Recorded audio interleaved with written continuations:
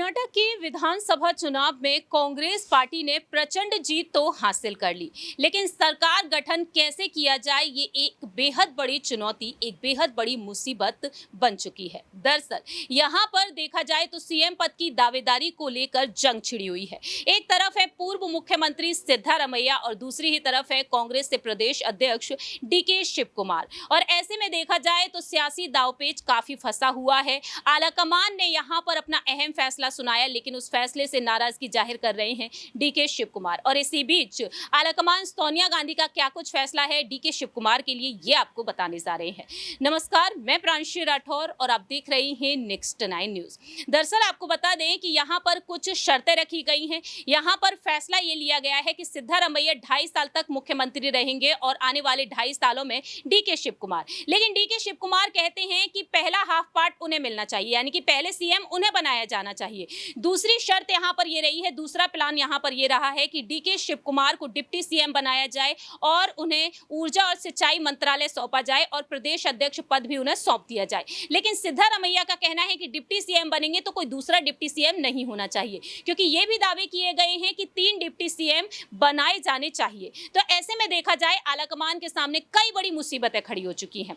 लेकिन अब यहाँ पर सोनिया गांधी का एक अहम फैसला सुनने में आया है। फैसला ये है कि सीबीआई और ईडी की छापेमारी जिस तरीके से डीके शिव कुमार के लिए देखने को मिली है, उसे ध्यान में रखते हुए 2024 में लोकसभा चुनाव होने जा रहे हैं, उन्हें ध्यान में रखते हुए यही कहा गया है कि लोकसभा चुनाव के बाद डीके शिव कुमार को सीएम बनाया जाए। लेकिन डीके शिव कुमार यहां पर स्थितियों को भांपते हुए अपनी बात रख रहे हैं, क्योंकि देखा जाए तो कर्नाटक की विधानसभा चुनाव के बाद जो राजनीति देखने को मिल रही है वो राजस्थान राज्य में भी देखने को मिली। सचिन पायलट और अशोक गहलोत की सियासी जंग आज तक नहीं थमी है। सचिन पायलट की अगुवाई में 2018 में चुनाव लड़े गए, लेकिन मुख्यमंत्री गहलोत को बना दिया गया। 2.5 साल का कार्यकाल सौंपा गया था, लेकिन गहलोत ने आज तक सीएम कुर्सी नहीं छोड़ी है। ऐसे में सचिन पायलट के बगावती सुर भी देखने को मिल रहे हैं। रुक किया जाए यहाँ पर सीएम पद की रेस को लेकर तो डीके ने चुनाव में जिस तरह से भूमिका निभाई, उन्हें उम्मीद थी कि उन्हें सीएम बनाया जाएगा। लेकिन घंटों तक जो मीटिंग हुई आलाकमान के साथ, आपको जानकारी दे दें कि पार्टी के वरिष्ठ नेता केसी वेणुगोपाल ने सोनिया गांधी से मुलाकात की और सूत्रों के मुताबिक सामने आया कि सोनिया गांधी ने डीके के नाम पर सहमति जताई थी, लेकिन वह 2-3 वजहों से पीछे पिछड़ते हुए नजर आए। सीबीआई और ईडी की जांच और कांग्रेस को डर था कि सीएम बनाया गया तो बीजेपी उन पर हमला कर सकती है। दूसरी ही तरफ प्रवीण सूद और डीके शिव कुमार की पट्टी नहीं है। कहा यह जाता है कि प्रवीण सूद को जानबूझकर ऐन मौके पर सीबीआई की कमान सौंपी गई है। ऐसे में देखा जाए तो यहां पर कई अहम फैसले लिए गए हैं। तो कर्नाटक में डीके शिव कुमार पावरफुल तो बने रहेंगे, लेकिन पसंदीदा विधायकों के बड़े पोर्टफोलियो दिए जाएंगे और लोकसभा चुनाव को मैनेज करने की पूरी जिम्मेदारी उन्हीं पर रहेगी। टिकट बंटवारे को लेकर इलेक्शन की जिम्मेदारी भी उन तक रहेगी, जिसमें वह बड़ा अहम रोल निभा सकते हैं।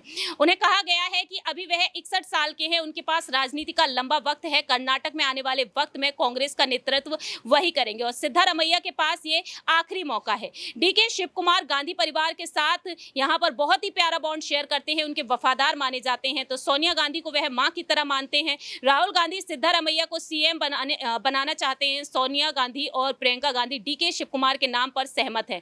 तो ऐसे में तय यही हुआ है कि डीके शिव कुमार को अगर सीएम बनाना है तो लोकसभा चुनाव में नुकसान उठाना पड़ेगा इस वक्त। तो ऐसे में यहां पर यही प्लान है कि लोकसभा चुनाव को ध्यान में रखते हुए डीके शिव कुमार को मुख्यमंत्री बनाया जाए, लेकिन लोकसभा चुनाव के बाद और सिद्धारमैया के अंडर में 3 डिप्टी सीएम काम करेंगे, अलग अलग कम्युनिटी के होंगे। इसमें वोका लिग्गा कम्युनिटी से आने वाले डीके शिव कुमार, लिंगायत कम्युनिटी से एमबी पाटिल और नायक वाल्मीकि समुदाय के सतीश जारकी होली का नाम शामिल है।